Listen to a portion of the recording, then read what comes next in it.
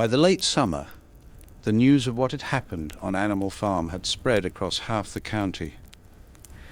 Every day, Snowball and Napoleon sent out flights of pigeons, whose instructions were to mingle with the animals on neighboring farms, tell them the story of the rebellion, and teach them the tune of Beasts of England.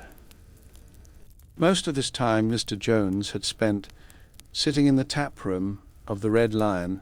Most of this time Mr. Jones had spent sitting in the tap room of Willingdon and panicked to anyone who would listen. The other farmers sympathized in principle, but they did not at first give him much help. At heart, each of them was secretly wondering whether he could not somehow turn Jones's misfortune to his own advantage. It was lucky that the owners of the two farms which adjoined Animal Farm were on permanently bad terms. One of them, which was named Foxwood, was a large, neglected, old-fashioned farm, much overgrown by woodland, with all its pastures worn out and its hedges in a disgraceful condition. Its owner, Mr. Pilkington, was an easy-going gentleman farmer who spent most of his time in fishing or hunting according to the season. The other farm, which was called Pinchfield, was smaller and better kept.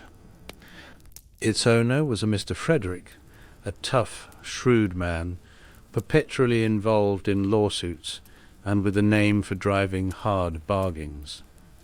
These two disliked each other so much that it was difficult for them to come to any agreement, even in defense of their own interests. Nevertheless, they were both thoroughly frightened by the rebellion on Animal Farm, and very anxious to prevent their own animals from learning too much about it. At first, they pretended to laugh to scorn the idea of animals managing a farm for themselves. The whole thing would be over in a fortnight, they said. They put it about that the animals on the Manor Farm, they insisted on calling it the Manor Farm, they would not tolerate the name Animal Farm, were perpetually fighting among themselves, and were also rapidly starving to death.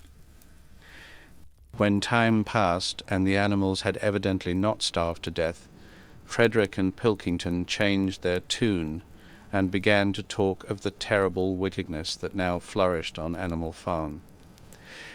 It was given out that the animals there practiced cannibalism, tortured one another with red-hot horseshoes, and had their females in common.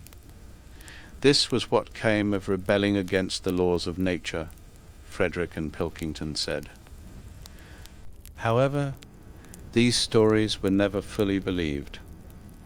Rumors of a wonderful farm, where the human beings had been turned out and the animals managed their own affairs, continued to circulate in vague and distorted forms. And throughout that year, a wave of rebelliousness ran through the countryside. Bulls, which had always been tractable, suddenly turned savage. Sheep broke down hedges and devoured the clover. Cows kicked the pail over. Hunters refused their fences and shot their riders onto the other side.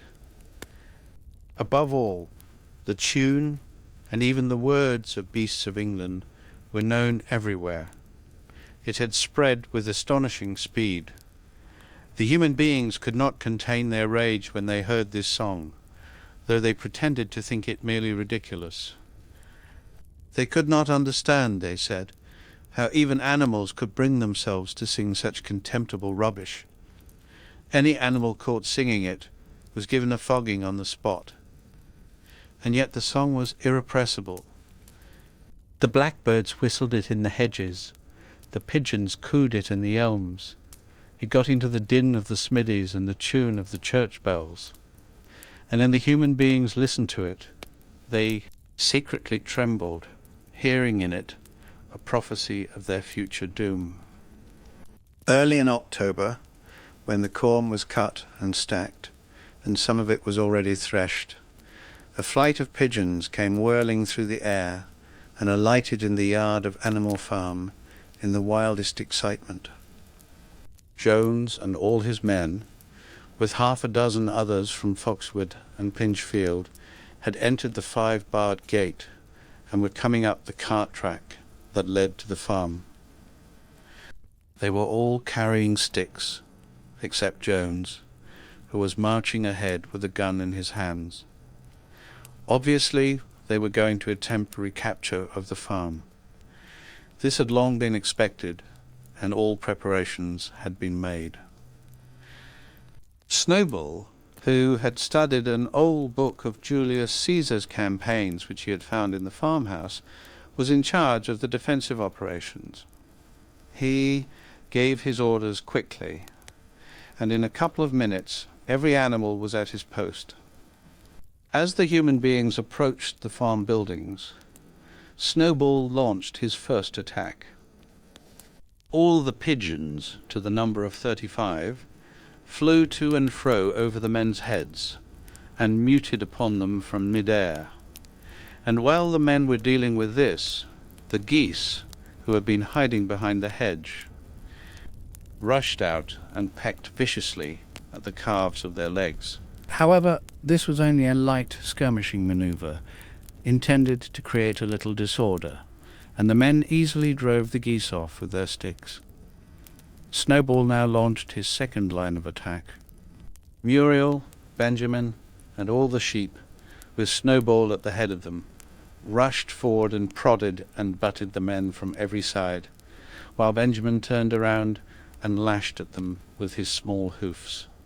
But once again the men, with their sticks and their hobnailed boots, were too strong for them, and suddenly, at a squeal from Snowball, which was the signal for retreat, all the animals turned and fled through the gateway into the yard. The men gave a shout of triumph. They saw, as they imagined, their enemies in flight, and they rushed after them in disorder. This was just what Snowball had intended. As soon as they were well inside the yard, the 3 horses, the 3 cows, and the rest of the pigs, who had been lying in ambush in the cowshed, suddenly emerged in their rear, cutting them off. Snowball now gave the signal for the charge. He himself dashed straight for Jones. Jones saw him coming, raised his gun and fired. The pellets scored bloody streaks along Snowball's back, and a sheep dropped dead. Without halting for an instant, Snowball flung his 15-stone against Jones's legs. Jones was hurled into a pile of dung, and his gun flew out of his hands. But the most terrifying spectacle of all was Boxer, rearing up on his hind legs and striking out with his great iron-shod hoofs like a stallion. His very first blow took a stable lad from Foxwood on the skull and stretched him lifeless in the mud. At the sight, several men dropped their sticks and tried to run. Panic overtook them, and the next moment all the animals together were chasing them round and round the yard. They were gored, kicked, bitten, trampled on. There was not an animal on the farm that did not take vengeance on them after his own fashion. Even the cat suddenly leapt off a roof onto a cowman's shoulders and sank her claws in his neck, at which he yelled horribly. At a moment when the opening was clear, the men were glad enough to rush out of the yard and make a bolt for the main road. And so, within 5 minutes of their invasion, they were in ignominious retreat by the same way as they had come, with a flock of geese hissing after them and pecking at their calves all the way. All the men were gone except one. Back in the yard, Boxer was pawing with his hoof at the stable lad who lay face down in the mud, trying to turn him over. The boy did not stir. "He is dead," said Boxer sorrowfully. I had no intention of doing that. I forgot that I was wearing iron shoes. Who will believe that I did not do this on purpose? No sentimentality, comrade, cried Snowball, from whose wounds the blood was still dripping. War is war. The only good human being is a dead one. I have no wish to take life, not even human life, repeated Boxer, and his eyes were full of tears. Where is Molly? Exclaimed somebody. Molly, in fact, was missing. For a moment there was great alarm. It was feared that the men might have harmed her in some way, or even carried her off with them.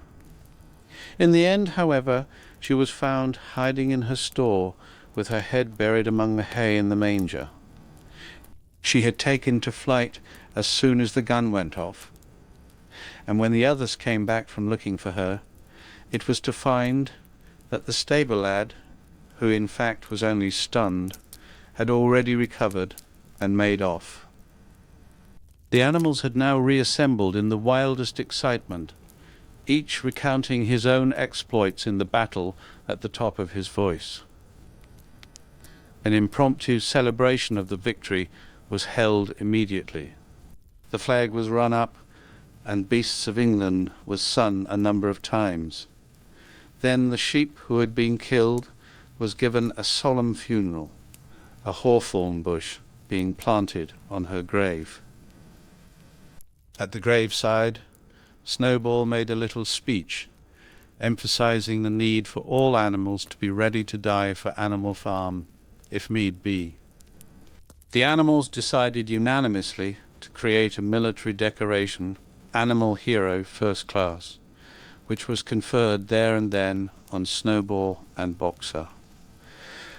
It consisted of a brass medal. They were really some old horse brasses, which had been found in the harness room, to be worn on Sundays and holidays. There was also Animal Hero Second Class, which was conferred posthumously on the dead sheep. There was much discussion as to what the battle should be called. In the end, it was named the Battle of the Cowshed, since that was where the ambush had been sprung. Mr. Jones's gun had been found lying in the mud, and it was known that there was a supply of cartridges in the farmhouse. It was decided to set the gun up at the foot of the flagstaff, like a piece of artillery, and to fire it twice a year, once on October the 12th, the anniversary of the Battle of the Cowshed, and once on Midsummer Day, the anniversary of the rebellion